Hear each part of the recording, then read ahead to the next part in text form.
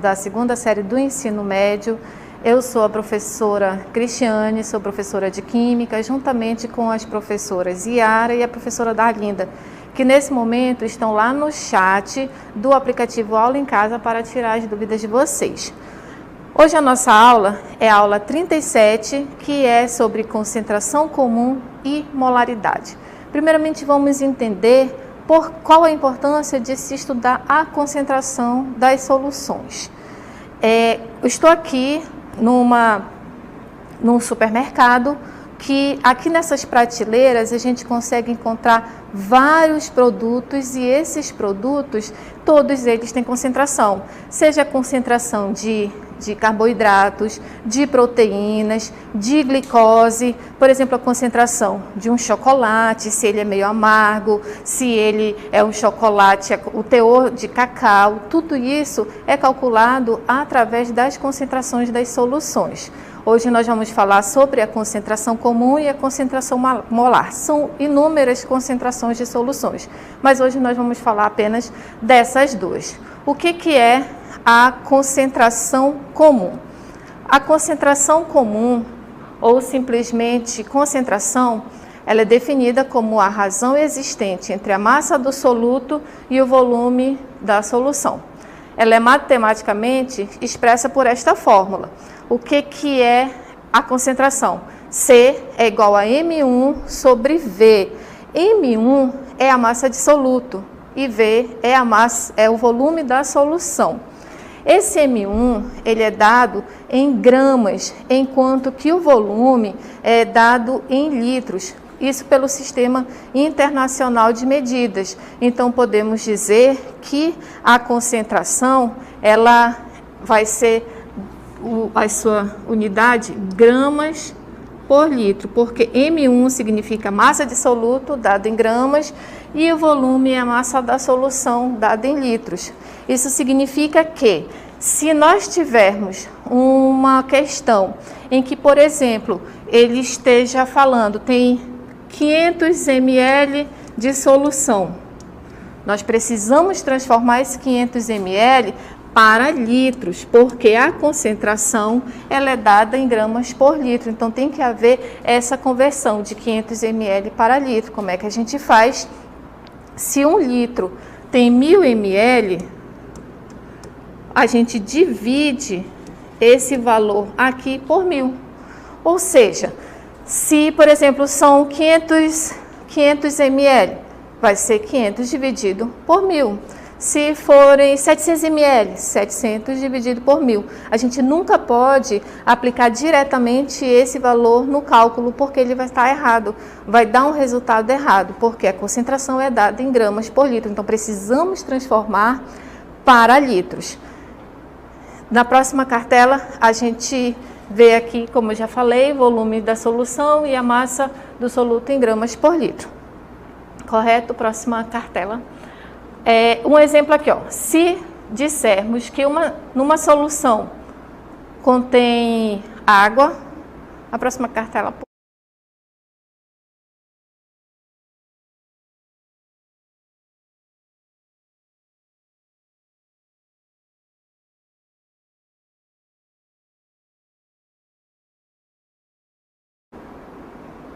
E agora nós vamos assistir a um vídeo falando um pouco mais sobre como temos produtos com concentrações diferentes. Fala, povo, vamos assistir rapidamente. Você sabe a diferença entre suco, néctar e refresco? Sinceramente não. Quando eu vou comprar, normalmente eu sempre compro o suco feito na hora, por exemplo, uma laranja e tal, enfim, mas nada que eu saiba diferenciar ainda. Não faço ideia. Eu sei que néctar é uma palavra nova, né, no mercado aí. Aparece uma caixa de suco lá com o nome néctar. Agora, a diferença eu não sei. Talvez um tenha mais açúcar do que o outro, tenha mais química do que o outro. Não sei. Nada melhor do que pegar uma laranja mesmo e fazer purinha. Essas palavras novas eu não conheço, não. Olha, o suco é o que é extraído diretamente da fruta, né? É o que sai direto da fruta, sem ser manipulado, sem ser industrializado. O néctar já é algo industrializado, então pega-se o suco e participa ali do que saiu conservantes, né? E outros produtos ainda, para virar um néctar, né? Para ser colocado numa caixa ou numa garrafa.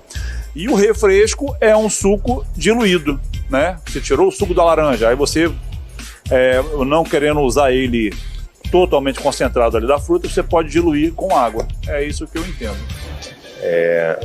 O néctar é bem concentrado, né? O suco já é menos concentrado e o refresco é mais diluído. Bom, para mim suco seria um pouquinho mais como o da fruta, né? Mais concentrado. O refresco seria um pouquinho mais light, com mais água, né? Tem um pouquinho do suco, mas é mais diluído, né? O néctar, eu não tenho muita ideia do que seja. Não sei. Viram aí que quando a gente vai ao supermercado, a gente vai comprar suco, a gente costuma falar suco. Aí você vai lá, observa na embalagem, está escrito néctar, mas qual é a diferença de suco para néctar, para refresco? Então, o suco, ele é composto com cerca de 50% da polpa da fruta. Ele não tem conservantes, não tem açúcares, ele é da própria fruta. O néctar, ele tem cerca de 30% de polpa de fruta, mas aí nele é inserido conservantes, está inserido açúcares, os adoçantes, isso que é o néctar. E o refresco é como se fosse o suco diluído. Teve uma pessoa aí no vídeo que acertou direitinho o conceito dos três, a diferença dos três. É de acordo com a concentração, né? O refresco, ele tem cerca de 10% apenas da polpa da fruta. Também tem adoçantes e tem conservantes. Quando a gente vai preparar um suco, por exemplo, aquele de pacotinho, está lá escrito no pacotinho, 40 gramas faz 1 litro. Quando a gente vê aquele pacotinho escrito isso, a gente vai preparar aquela embalagem todinha para 1 litro de solução. Então, se você for preparar, por exemplo, para meio litro, o seu refresco ali de pacotinho, ele vai ficar muito concentrado, porque você não se atentou para a concentração da solução que já veio informada na própria embalagem. Então, vamos observar aqui outro exemplo. Se dissermos que uma solução de água e açúcar tem concentração de 50 gramas por litro, isso quer dizer que em cada litro da mistura existe massa dissolvida de 50 gramas de açúcar, isso para cada litro de solução. Isso que significa concentração comum. Então, é massa de soluto, dissolvida e massa de solução. Só para relembrar, o soluto, por exemplo, nesse aqui um sal. Tem um sal de cozinha, vou dissolver esse sal na água. Quando eu junto o sal e água, eu tenho uma mistura, eu tenho aqui uma solução. E é esse cálculo que a gente faz para a concentração. Vamos resolver aqui uma aplicação, para vocês compreenderem melhor. A gente vai tentar fazer, nós vamos fazer aqui um cálculo para vocês. Próxima cartela, por favor. Aplicação. No cotidiano, a concentração é muito usada para indicar a composição de alimentos, medicamentos, materiais de limpeza, higiene, líquidos. Observe a seguir, a gente vai ver o rótulo de uma embalagem de leite integral, certo? Nessa embalagem de leite tem muitas substâncias. E a gente vai observar aqui, nessa embalagem de leite, proteínas, carboidratos, várias outras substâncias. Pode passar. E aqui nós temos, tirando da embalagem, os valores nutricionais. Prestando atenção aqui, em cada 200 ml, ou seja, um copo de 200 ml, existem essas quantidades dessas substâncias. Por exemplo, vamos ver aqui a proteína.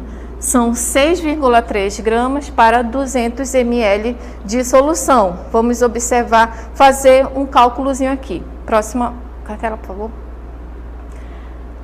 Em cada 200 ml de leite, existem 6,3 gramas de proteína. A partir da transformação dessa quantidade de leite para litros, ou seja, 200 ml, a gente precisa transformar para litros. Como é que faz? Divide por 1000. Então, 200 ml vai ser 0,2 litro. certo?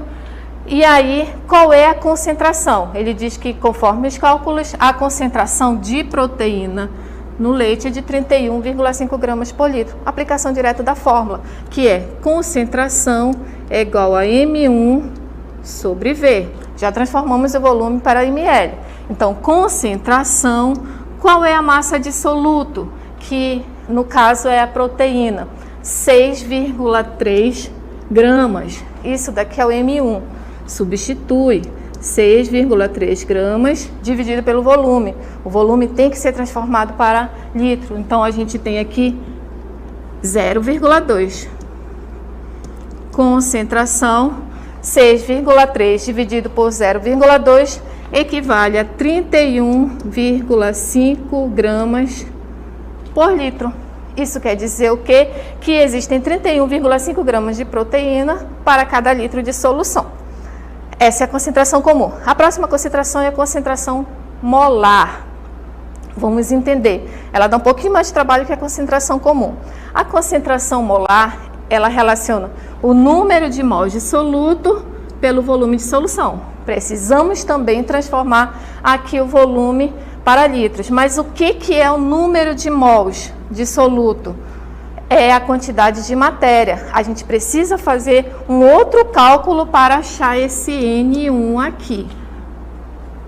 Então, a fórmula, aí nós vamos ter a fórmula da quantidade de matéria, que é o número de mols.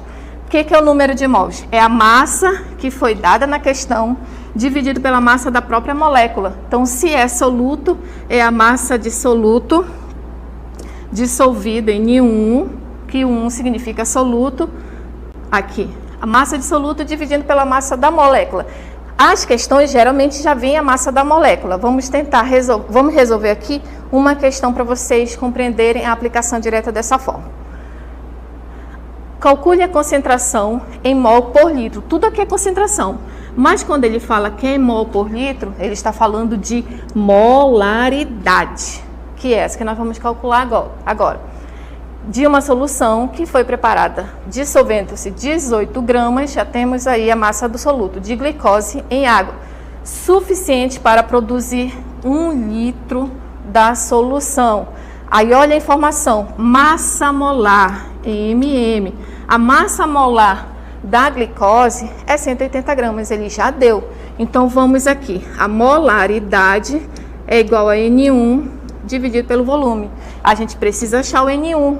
O que é o N1? Vou colocar bem aqui. N1 é a massa de soluto, quanto é a massa de soluto que ele deu? 18 gramas, dividido pela massa molar do soluto, que é de 180 gramas por mol. 18 dividido por 180, N1 é igual a 0,1 mol, certo? Aí sim a gente joga esse valor para cá, para achar a molaridade. Molaridade, vocês podem fazer por esse Mzinho aqui, significa molaridade.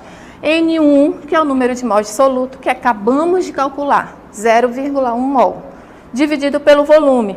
Detalhe, quanto é o volume? 1 litro. Precisa fazer aí alguma conversão? Não, porque ele já deu volume em litros. Então, é só substituir na fórmula. N1 é igual a 0,1. Eita, que esse zero não ficou bonito. Vou refazer. 0,1 dividido pelo volume. Quanto é o volume? É 1. Quanto é a molaridade? 0,1 mol por litro. Aplicação direta da fórmula. Deu para entender a diferença da concentração comum, a concentração molar? Todas essas concentrações a gente encontra no nosso dia a dia em vários produtos que a gente usa.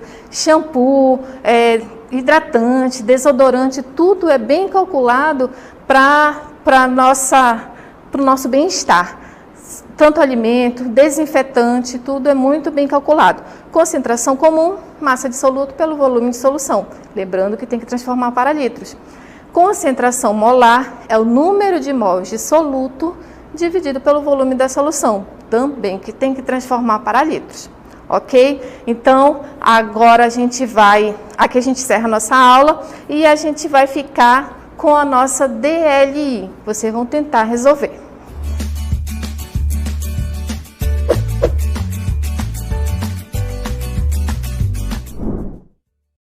Primeira questão. Nós temos aqui, complete as lacunas da frase a seguir com os valores corretos. Eu trouxe duas questões para vocês, uma de concentração comum e a outra de concentração molar. Nessa daqui é a concentração comum, que vocês vão completar aqui a informação, e na segunda questão é sobre concentração molar, quando ele fala aqui, qual a concentração molar de solução produzida pela dissolução de 200 gramas de HNO3 em 1.500 ml de volume final. Ele já deu aqui a massa molar do soluto. Então, aplicação direta da fórmula. Não esqueçam de transformar, ok? Daqui a pouco a gente volta.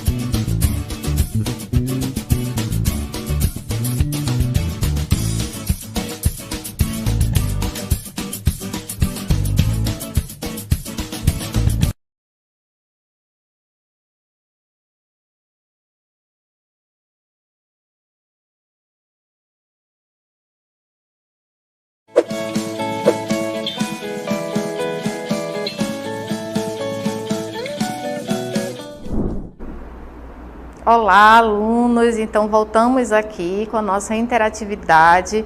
Vamos observar aqui algumas respostas de vocês. A Luísa Daiana colocou molaridade 3,17 dividido por 1,5 litro. Olha, já transformou 1.500 ml para litro. Muito bem. E aí, ela deu a resposta como 2,11 mol por litro. Vamos já calcular. A Joelma está dizendo que é 3,17 dividido por 1,5, que é o volume, 2,11 mol por litro. Vamos observar já nos nossos cálculos. E a primeira questão, conseguiram fazer a primeira questão? Conseguiram responder? Olha o Carlos Eduardo, 3,12 mol por litro dividido por 2 litros. Vamos já ver isso aí, Carlos. Carolina, 2,18. A primeira questão e questão 2, 3,3. Vamos responder aqui para poder dar tempo da gente calcular. Não tem problema se erraram, porque a gente está aqui para isso, para acertar e errar sem problema nenhum. Vamos consertar isso aí. O momento é esse, certo? Primeira questão. Complete as lacunas da frase a seguir com os valores corretos. A frase: uma solução que apresenta concentração 60 gramas por litro, ela apresenta tantos gramas de soluto por litro de solução. Apresenta quantos gramas de soluto? 60. A concentração está afirmando que tem 60 gramas por litro. Portanto, em 10 litros dessa solução deve existir quantos gramas de soluto? Se em 1 litro tem 60, em 10 litros vão ter quantos gramas de soluto? 600 gramas de soluto. Vamos observar aqui o gabarito da nossa questão.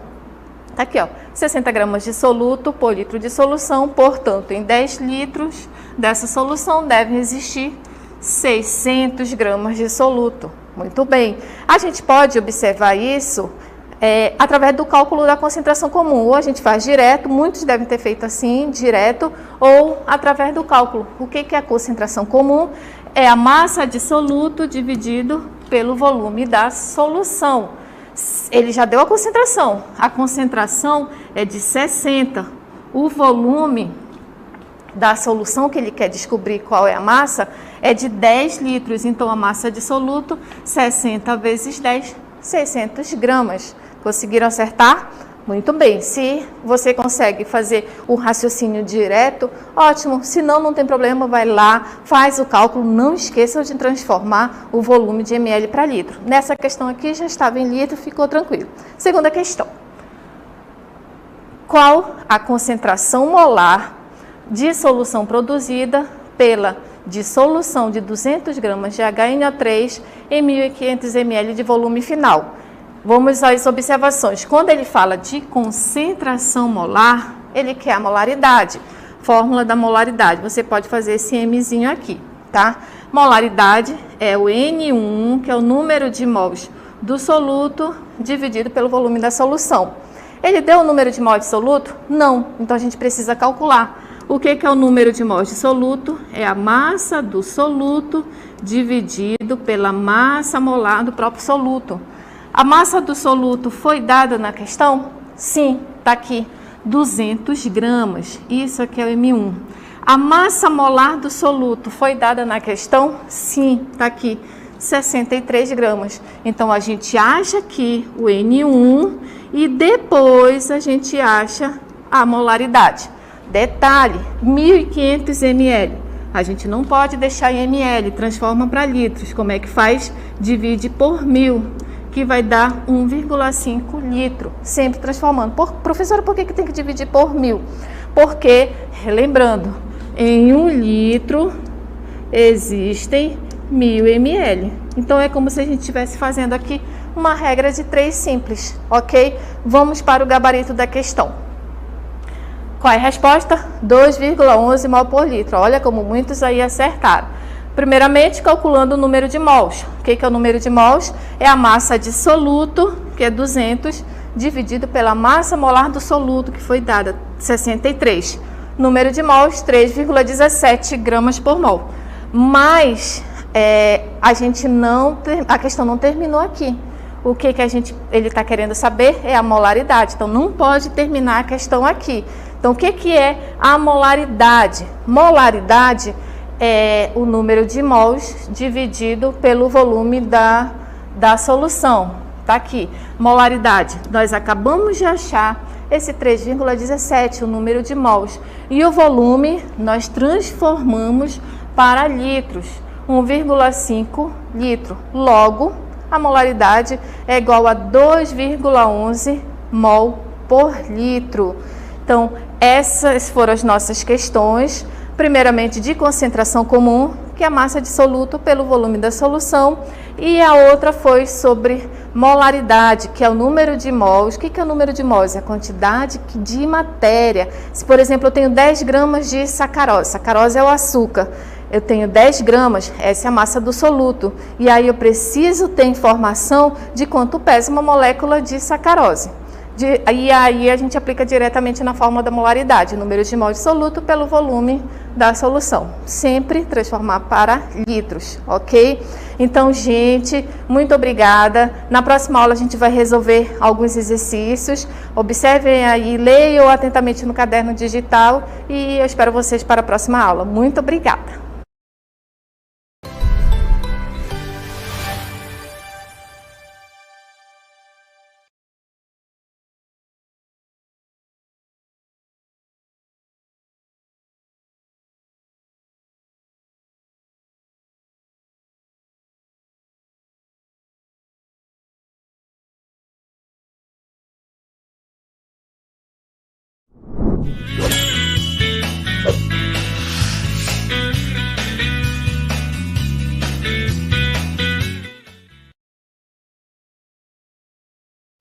Olá, alunos, tudo bem? Estamos de volta para dar continuidade aí ao nosso conteúdo de física, agora com a física para o segundo ano.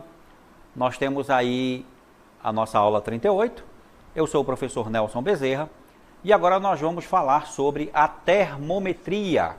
Termometria, equação de conversão entre escalas termométricas, nas escalas Celsius, Fahrenheit e Kelvin. Então vamos lá. Vamos dar início à nossa aula, né? Mostrando aí para você, primeiro, uma pequena animação, um pequeno vídeo aí que fala sobre o nosso conceito de temperatura. É muito importante que a gente entenda bem qual é o conceito, né, físico, conceito para a temperatura, porque nós temos aí o nosso conceito do senso comum, né, associando sempre temperatura às sensações de quente e frio. Mas o conceito da física é um pouco diferente. Vamos assistir o vídeo e comentá-lo. Veja bem, no nosso vídeo aí nós temos um termômetro ao lado dessas pequenas bolinhas que simbolizam as moléculas de um corpo. E quando a temperatura está baixa, a agitação das moléculas é baixa também. Veja que quando a temperatura aumenta, o termômetro aí subiu ao lado, a agitação das moléculas aumentou. Então, a temperatura está associada a agitação das moléculas de um corpo. Na verdade, pessoal, o conceito de temperatura, que nós vamos ver agora, diz o seguinte: temperatura é o nível de agitação das moléculas de um corpo. Então, nós vamos estudar medidas de temperatura e é importante saber, então, esse conceito, relembrar o conceito de temperatura. A temperatura é o nível de agitação que as moléculas de um corpo possuem. Temperatura baixa, pouca agitação. Aumentando a temperatura, a agitação das moléculas também aumenta. Para medir temperatura, nós vamos saber o seguinte: a temperatura ela é medida através de 3 escalas termométricas mais famosas. Não quer dizer que existam só essas escalas, tá, pessoal? Essas aí se sobrepuseram sobre as outras e são as mais utilizadas em todo o planeta. Então, nós temos como medida de temperatura as escalas termométricas, que são as escalas Celsius, Fahrenheit e Kelvin. Elas foram construídas a partir de um ponto de referência. Algumas delas foram construídas a partir dos pontos fixos da água. Esses pontos fixos são os pontos de fusão e ebulição da água, né? E uma outra escala foi construída através do conceito de temperatura, que nós vamos saber detalhadamente. É muito importante que a gente consiga transformar, converter uma temperatura que está em uma escala para outra escala termométrica.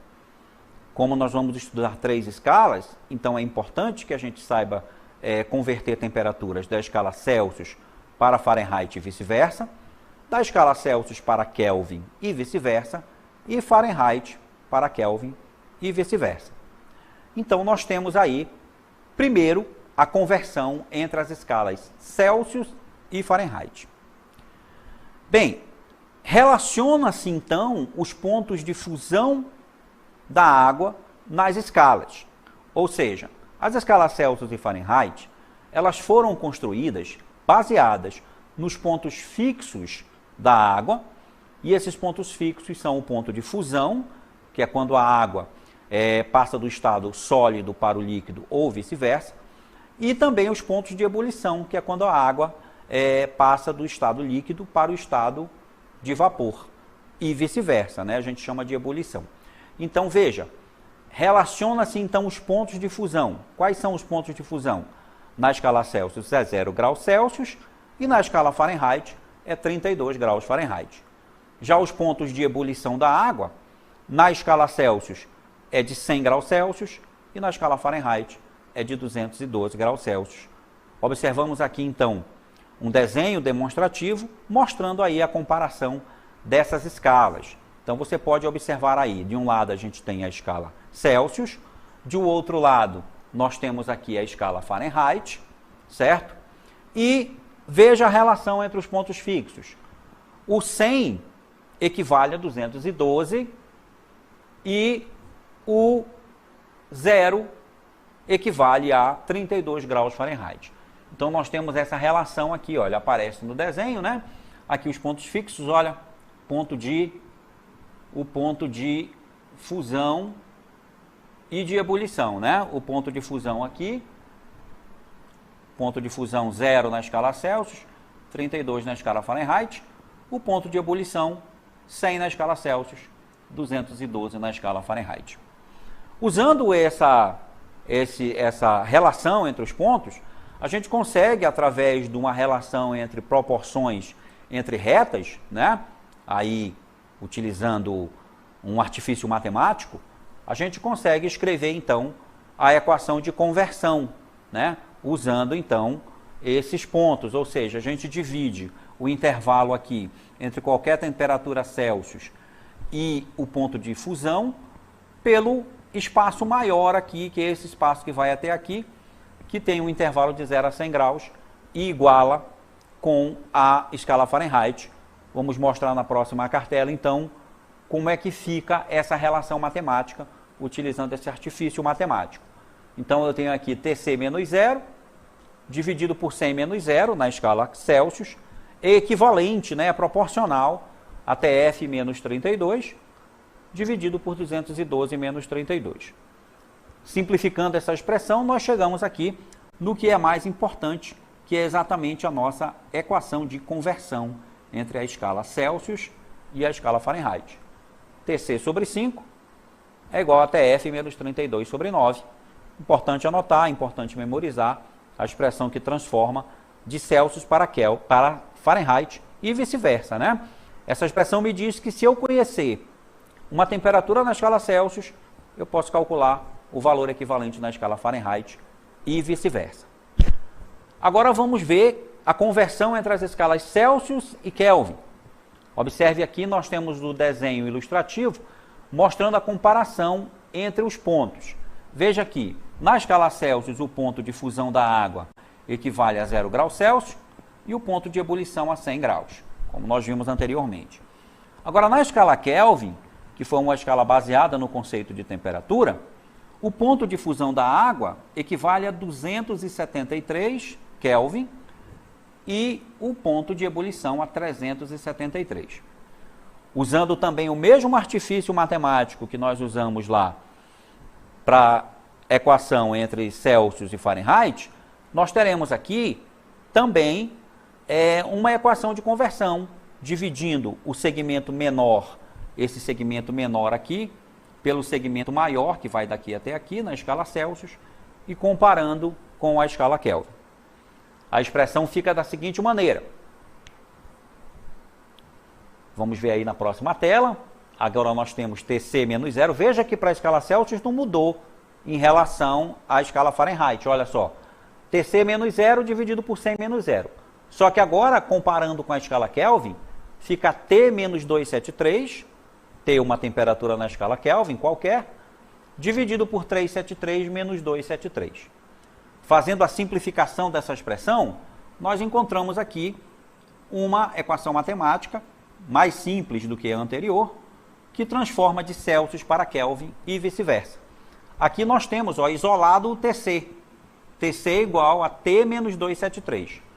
TC é uma temperatura na escala Celsius e T é uma temperatura na escala Kelvin. E aqui, se a gente quiser isolar o T, ou seja, a temperatura na escala Kelvin, nós teremos T igual a TC mais 273. Tanto uma quanto a outra transforma de Celsius para Kelvin. Ok? Então aí está a equação de conversão para transformar de Celsius para Kelvin. Agora vamos falar sobre variações de temperatura. Então o que é uma variação de temperatura? É a diferença entre a temperatura final e a temperatura inicial. Ou seja, a temperatura teve uma variação. Ela tinha um valor e chegou a outro. É muito comum nos noticiários que informam sobre o clima, a gente ouvir a máxima, a temperatura e a mínima daquela região.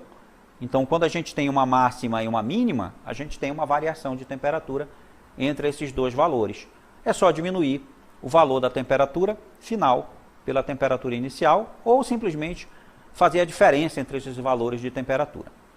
Agora, para que eu converta variações de temperatura, aí nós utilizamos umas expressões matemáticas um pouco parecidas com aquelas que a gente viu anteriormente, mas com uma pequena diferença aí, que agora a gente não transforma valores específicos de temperatura, e sim variações de temperatura, diferenças de temperatura. Caso seja necessário converter essas variações de temperatura entre as escalas termométricas, nós usamos as seguintes expressões. Vamos conhecê-las aqui. Nós temos TC sobre 5, observe aí. Delta TC sobre 5, esse delta TC aqui, ele é uma variação qualquer na temperatura Celsius. Já o delta TF é uma variação qualquer na temperatura Fahrenheit. Então, uma variação na temperatura Celsius dividida por 5 é equivalente, é igual a uma variação na temperatura Fahrenheit dividida por 9. Aqui embaixo nós temos a variação entre Celsius e Kelvin, que tem um detalhe muito importante. As variações entre Celsius e Kelvin são exatamente iguais. Ou seja, Se na escala Celsius eu tenho um aumento de temperatura de 5 graus Celsius, na escala Kelvin também eu vou ter a mesma variação de temperatura.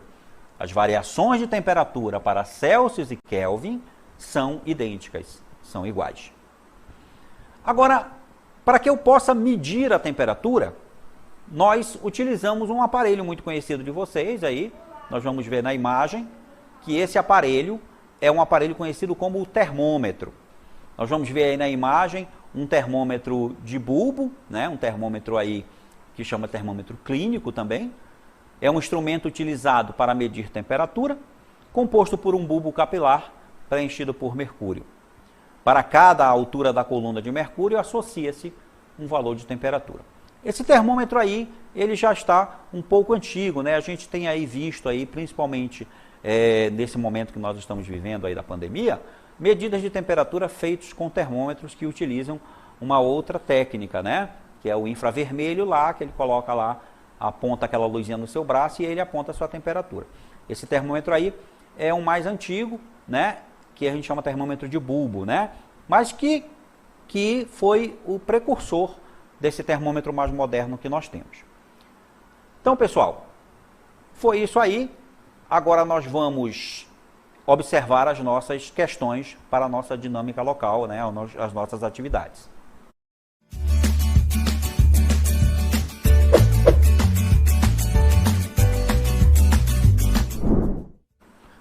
Muito bem. Então nós temos aí a questão número 1. Qual é a temperatura na escala Fahrenheit que corresponde a 40 graus Celsius? Nessa questão aí, você deve utilizar a equação de conversão entre Celsius e Kelvin e Fahrenheit, substituir a temperatura em Celsius por 40 e calcular naquela expressão qual é o valor equivalente na temperatura Fahrenheit. Na questão número 2, o verão de 94 foi particularmente quente nos Estados Unidos da América. A diferença entre a máxima temperatura no verão e a mínima no inverno foi de 60 graus.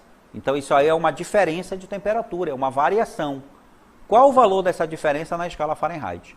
Então aí você não vai usar a equação de conversão, vai usar a equação das variações de temperatura, que nós mostramos aqui também, para calcular qual foi a variação correspondente na escala Fahrenheit. Muito bem, pessoal. Eu espero que vocês resolvam as questões e daqui a pouco eu estou de volta com vocês aí para mostrar a solução.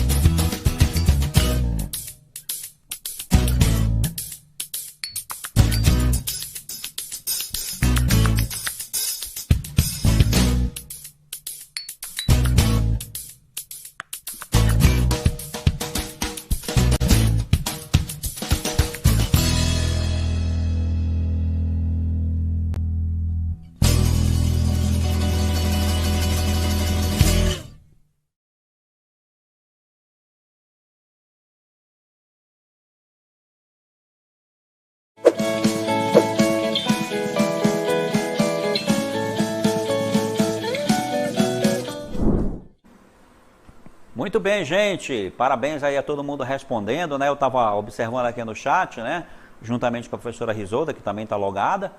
Então eu vi aqui várias respostas. Primeiro o pessoal começou um pouco mal aí, respondendo uma letra que não era, mas depois o pessoal calculou aí, todo mundo de parabéns. Alguns aqui que responderam, Lisandro, Maiara, Ludmila,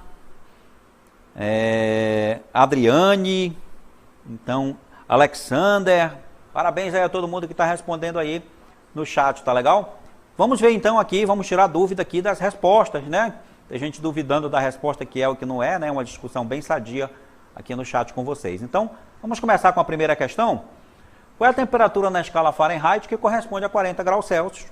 Usar a equação de conversão e transformar 40 graus Celsius para Fahrenheit. Então vamos ver a resposta. Aí está, pessoal. A resposta realmente é a letra E. Aí a maioria colocou letra E. Como chegar na letra E, pessoal? Ó, então como a equação é TC sobre 5, né? Como é TC sobre 5 igual a TF menos 32 sobre 9, observe que na solução já foi feita a divisão aqui, que é entre os denominadores, né? 9 por 5 vai dar esse 1,8 aqui que você vê no denominador. E a temperatura TC aqui, que aparece na equação, ela é 40. Portanto, ela está bem aqui, ó.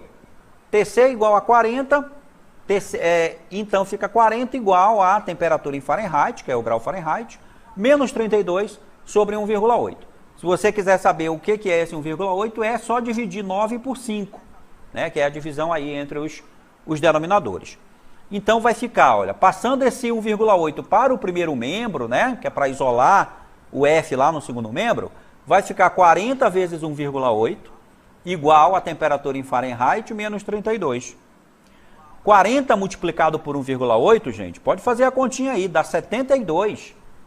Então 72 fica igual a temperatura em Fahrenheit menos 32. Inverte a equação, olha só. O grau Fahrenheit então vai ficar igual a 72 mais 32, porque o 32 era negativo e quando ele muda de membro ele passa a ser positivo, tá certo? Então, nós temos aqui, ó, que 72 mais 32, então nós vamos ter aqui grau Fahrenheit igual a 104, ou seja, a temperatura em Fahrenheit é 104 graus Fahrenheit, o que é a resposta da letra E. Tá ok, pessoal? Então tá aí o cálculo, parabéns a quem acertou, e vamos agora para a questão número 2. Veja só, gente, o verão de 1994 foi particularmente quente nos Estados Unidos da América, e a diferença, né, a variação da temperatura foi de 60 graus, entre a máxima e a mínima. Qual o valor dessa diferença em Fahrenheit? A resposta, então, da segunda questão, você vai ver aqui, ó, letra A. Como é que a gente chega lá na letra A? Usando a equação de conversão entre variações, olha aqui. Delta TC, uma temperatura, uma variação de temperatura na escala Celsius, sobre 5, é igual a uma variação de temperatura na escala Fahrenheit sobre 9. Então, olha só, a variação que nós vimos lá no exercício, ela foi de 60 graus na escala Celsius. Então eu pego esse 60 e coloco no lugar aqui do delta TC. Está aqui o 60, ó, no lugar do delta TC. E aí fica 60 dividido por 5 igual a delta TF dividido por 9. Observe, gente, que se a gente continuar essa conta, o 60 dividido por 5 é 12.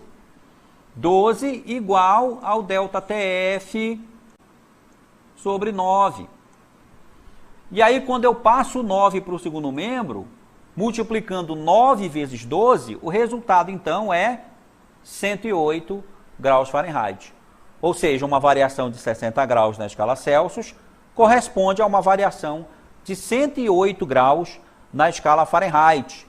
Então, é para tomar bastante cuidado, né? Porque nessa questão é para usar a equação de variações. Veja que ela é diferente da equação para simples transformação de temperatura. Então aqui nós encontramos a resposta então da questão número 2, que é exatamente a letra A. Agradeço a todos vocês que participaram da aula e até a próxima, pessoal.